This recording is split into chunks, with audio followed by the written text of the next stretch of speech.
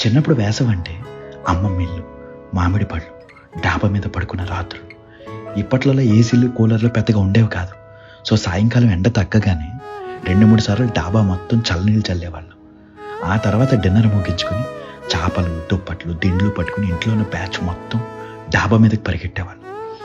చేపలన్నీ మంచిగా పరుచుకుని సెంటర్లో ప్లేస్ కోసం కజిన్స్తో ఫైట్ స్టార్ట్ చేసాం. చివరి పడుకుంటే దయ్యాలు వస్తాయని భయం.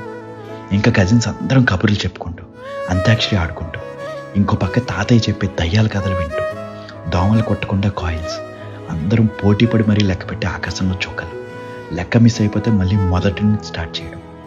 ఈలోపు పిల్లలందరి కోసం అమ్మమ్మ డాబా మీదకి తెచ్చే మామిడి పళ్ళు, కీచురాళ్ళ అరుపులు, పక్కింట్లో టీవీ నుంచి వినిపించే ఈటీవీ న్యూస్ మ్యూజిక్. అలా కబుర్లు చెప్పుకుంటూ ఎప్పుడు నిద్రపోయే వాళ్ళో కూడా తెలిసేది కాదు.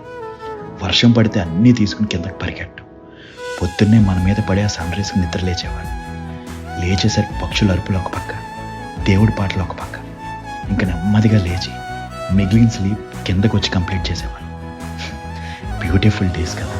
ఇప్పుడు ఎన్ని కంఫర్ట్స్ ఉన్నా అప్పుడు అలా మనం వాళ్ళందరితో డాబా మీద కబుర్లు చెప్పుకుంటూ పడుకోవడంలో ఉండే ఆనందం ఎందులోనూ లేదనిపిస్తుంది. మీకు ఇలా డాబా జ్ఞాపకాలు ఉన్నాయా?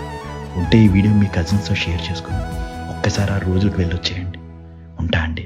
ఇట్లో మీరు అలంగ్ మోయ.